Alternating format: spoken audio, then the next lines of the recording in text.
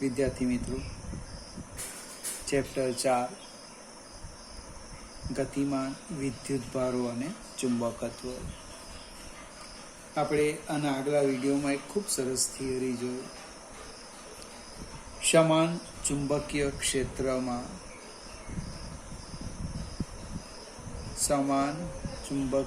ક્ષેત્રમાં વિદ્યુત પ્રવાહ ધારિત ગૂંચળા પર લાગતું ટોર્ક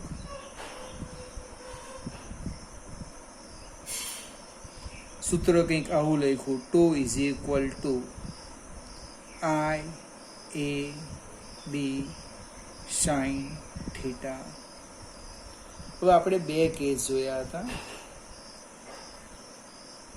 એક ગૂંચળું ક્ષેત્રને સમાંતર હોય, મેં કદાચ માપપટ્ટીનો ઉપયોગ કર્યો હોય તો આ ગૂંચળું ક્ષેત્ર પાનાને સમાંતર છે, ગૂંચળું પણ આમ છે. બીજો હતો ગૂંચળાનો પુલ સદિશ ક્ષેત્ર સાથે થીટા કોણ બનાવે. અને બે કેસ લીધા હતા.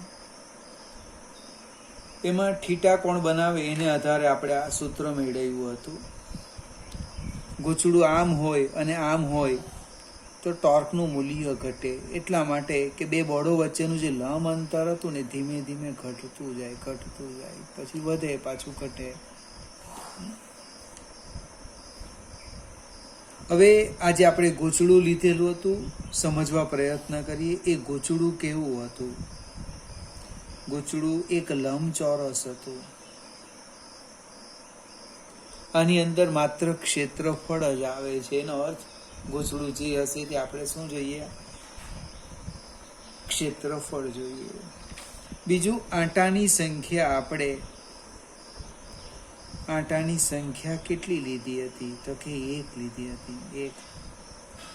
એક આંટાવાળું A લંબાઈ અને B પહોળાઈનું લંબચોરસ ગૂંચળું સમાન ચુંબકીય ક્ષેત્રમાં મૂકેલું હતું. એક જ આંટો હતો. આનો અર્થ એવો થાય, જો આંટાની સંખ્યા આપણે કેપિટલ N લઈએ, ગૂંચળામાં આંટાની સંખ્યા હું કેપિટલ N લઈ લેમ તો ટોર્ક કેટલું લાગે? Torque equal to N-I-A-B sine theta. Torque 2 is equal two N-I-A-B sine theta. એક આંટો હોય તો N ઇઝ ઇક્વલ ટુ 1 મૂકી લેવાનું. હવે આ જે પદ છે N-I-A,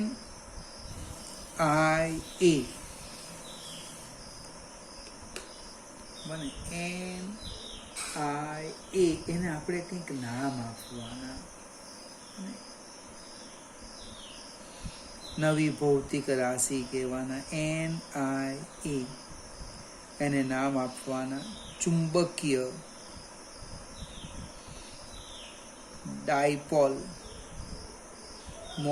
મોમેન્ટ્સ મીન્સ ચાક માત્રા. આપણા માટે એકદમ નવી ભૌતિક રાશિ આવી N-I-A, બને એને ચુંબકીય ડાયપોલ મોમેન્ટ કહેવાના. એની સંજ્ઞા આ ચેપ્ટરમાં સ્મોલ m લખી છે, પાછળથી આપણે એને મ્યુ પણ લખીશું. ડાયપોલ મોમેન્ટ કોઈક m લખે, કોઈક મ્યુ લખે. કહેવાનો અર્થ m બરાબર મ્યુ બરાબર N-I-A. યાદ આવે છે કંઈક? વિદ્યુત ડાયપોલ મોમેન્ટ P બરાબર ટ્વાઇસ AQ. P બરાબર ટ્વાઇસ AQ. અહીંયા ચુંબકીય ડાયપોલ મોમેન્ટ N-I-A. આંટાની સંખ્યા 1 હોય તો IA આવશે. ડાયપોલ મોમેન્ટ એ સદિશ ભૌતિક રાશિ. કેવી ભૌતિક રાશિ? ડાયપોલ મોમેન્ટ એ સદિશ ભૌતિક રાશિ. જો સદિશ ભૌતિક રાશિ હોય એટલે એને શું આવે? દિશા આવે. તો એની દિશા કઈ મિત્રો? તો કે પુષ્ટ સદિશની, પુષ્ટ સદિશની દિશા. પુષ્ટ સદિશની દિશા એટલે પ્રવાહથી રચાતા સમતલને લંબ. પ્રવાહથી રચાતા સમતલને લંબ. ડાયપોલ મોમેન્ટ એ સદિશ ભૌતિક રાશિ અને એની દિશા એટલે કે આપણે આ પુષ્ટ સદિશની દિશા. પણ પુષ્ટ સદિશની દિશા કઈ હોય? તો પેલું જે પ્રવાહ, જે ગૂંચળું છે, ગૂંચળાથી રચાતું આ જે સમતલ છે એ સમતલને લંબ એટલે પ્રવાહથી રચાતા સમતલને લંબ. આપણે સેજ આગળ જઈએ. એનો યુનિટ કયો છે? SI unit. તો આઈ એટલે પ્રવાહ, પ્રવાહનો એકમ છે એમ્પિયર અને ક્ષેત્રફળ metre square. Ampere into metre square. કોઈકની ઈચ્છા થઈ જાય, ભાઈ ડાયપોલ મોમેન્ટનું પારિમાણિક સૂત્ર કયું? તો લખાય, દળનો એકમ નથી m0, લંબાઈનો છે 2, t0 a1. કોઈકને વિચાર આવે I બરાબર તો q બાય ટી, તો એ પણ લખાય. I એટલે કે એમ્પિયરની જગ્યાએ શું લખવાના? કુલમ પર સમય. તો પારિમાણિક સૂત્ર બદલાઈ જશે. m0 L2 સમય છેદમાં છે એટલે -1 q1. એટલે પરીક્ષામાં વિકલ્પ જોવાનો. આમ તો જો કે આની શક્યતા ખૂબ ઓછી છે, પણ હવે પેપર સેટરના મગજમાં જે વિચાર આવે એ યોગ્ય છે. ડાયપોલ મોમેન્ટનું પારિમાણિક સૂત્ર આ પણ કહેવાય, આ પણ કહેવાય. તકલીફ તો આપણને એકમમાં પડે છે. એમ્પિયર ઇન્ટુ મીટર સ્ક્વેર યાદ રાખવાનું. ડાયપોલ મોમેન્ટનો એકમ એમ્પિયર ઇન્ટુ મીટર સ્ક્વેર. વિદ્યુતનો હતો કુલમ ઇન્ટુ મીટર. આપણે સહેજ આગળ જઈએ. ફરીથી આ ડાયપોલ મોમેન્ટ એ ટોર્ક સાથે કાલે લખવાનું હતું, પણ સમય કાલે વધી ગયો એટલે ટોર્કના સૂત્રથી આપણે અટકી ગયા હતા. પરીક્ષામાં જે માંગે એટલું જ લખવાનું, વધારે નહીં. સમાન ચુંબકીય ક્ષેત્રમાં રહેલા વિદ્યુત પ્રવાહ ધારિત ગૂંચળા પર લાગતા ટોર્કનું સૂત્ર મેળવો તો આ બીજો કેસ લખી દેવાનો. ડાયપોલ મોમેન્ટની ટૂંકમાં સમજૂતી આપીને આપણે આગળ વધવાનું. તો લખું છું જો ટોર્ક. હવે ટોર્ક આમ થશે md sin થીટા, અથવા કોઈ કામ લખે ટાઉ બરાબર સદિશ m ક્રોસ સદિશ b. વિદ્યુત ડાયપોલ મોમેન્ટનું જક યાદ કરો ત્યાં ટોર્ક લખેલું હતું p ક્રોસ e, અહીંયા લખાય m ક્રોસ b. કમ્પેરિઝન કરો તો પણ સૂત્ર યાદ આવી જાય. Tau is equal to m cross b. Torque લાગવાને કારણે ડાયપોલ મોમેન્ટ એવી રીતે ભ્રમણ કરશે કે ક્ષેત્રને સમાંતર ગોઠવાય. આપણે એક સ્ટેપ આગળ વધીએ. એક નાની સરખી થિયરી જોઈએ.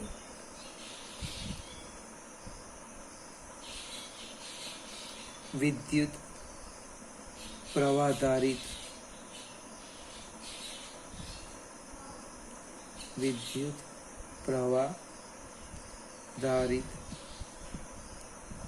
ગૂંચળાની અક્ષ પર ચુંબકીય ક્ષેત્ર એ પણ કોના સ્વરૂપમાં? ડાયપોલ મોમેન્ટના સ્વરૂપમાં.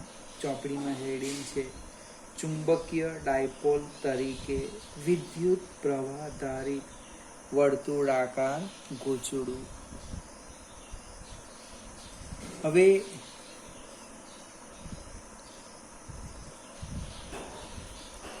રિંગને કારણે રિંગની અક્ષ પર x અંતરે આપણે ચુંબકીય ક્ષેત્ર લખ્યું છે. એ થિયરી સેજ યાદ કરીએ. I વિદ્યુત પ્રવાહનું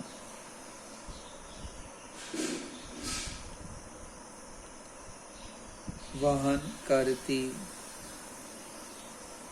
R ત્રિજ્યાની રિંગની અક્ષ પર ચુંબકીય ક્ષેત્ર કેટલું? તો કે આટલું. B બરાબર યાદ આવે તો μ0 I r² upon twice r² plus x² raise to 3/2. x એ કેન્દ્રથી અક્ષ પર અંતર છે. હવે આપણે ખૂબ મોટા અંતરની વાત કરું. x is greater than r. આનો અર્થ છેદમાં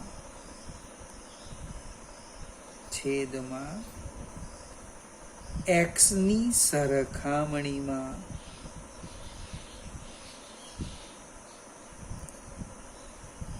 r ને અવગણી શકાય.